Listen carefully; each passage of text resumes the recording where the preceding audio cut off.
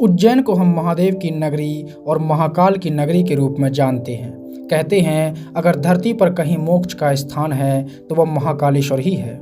आखिर महाकालेश्वर ज्योतिर्लिंग कितना प्राचीन है और अलग अलग युगों में इसका क्या महत्व रहा है, आइए जानते हैं। उज्जैन का इतिहास युगों पुराना है।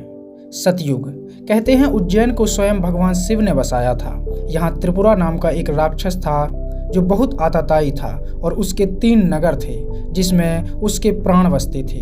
तब भगवान शिव ने अपने धनुष पिनाक से त्रिपुरा का अंत किया था और जब यहाँ सब नष्ट हो गया तो यह नगर वीरान हो गया।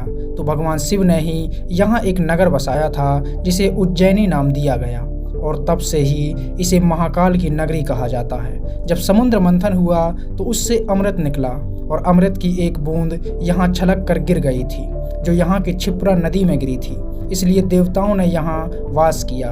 इस कारण इसे देवताओं की नगरी भी कहा जाता है।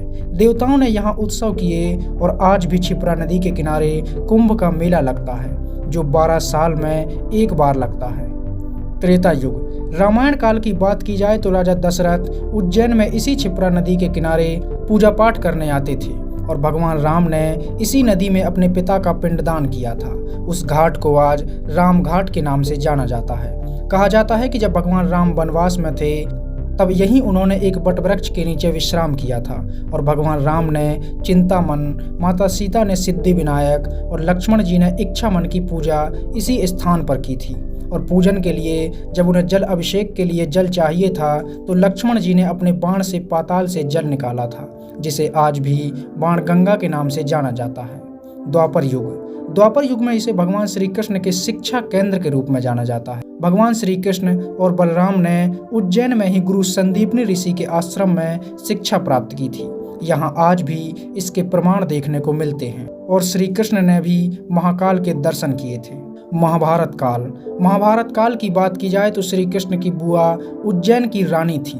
उस समय उज्जैन के राजा जयसेन थे जिनकी रानी थी राज्याधि देवी जो श्री कृष्ण की बुआ लगती थी। उनके 2 पुत्र और 1 पुत्री थी। उनके पुत्र बाद में उज्जैन के राजा हुए और महाभारत के युद्ध में कौरवों की ओर से लड़े थे।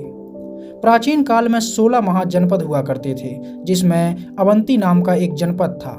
उज्जैन इसी जनपद के अंतर्गत आता था। मौर्य सम्राट अशोक ने उज्जैन को विकसित किया और इसका स्वर्णिम विकास किया।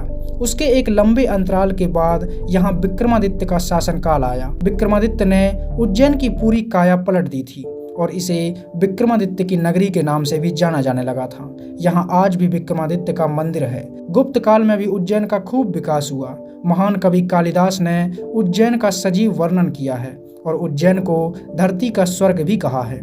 यहाँ विज्ञान का विकास हुआ और महान खगोल शास्त्री बारामिहिर उज्जैन के ही रहने वाले थे। उज्जैन का इतिहास बहुत संघर्षमय रहा। मुगलों के अत्याचार से एक समय उज्जैन दहल गया था। औरंगजेब ने यहाँ के मंदिरों को नष्ट किया और लोगों का नरसंहार किया। उज्जैन के महाकाल को भी क्षतिग्रस्त किया था।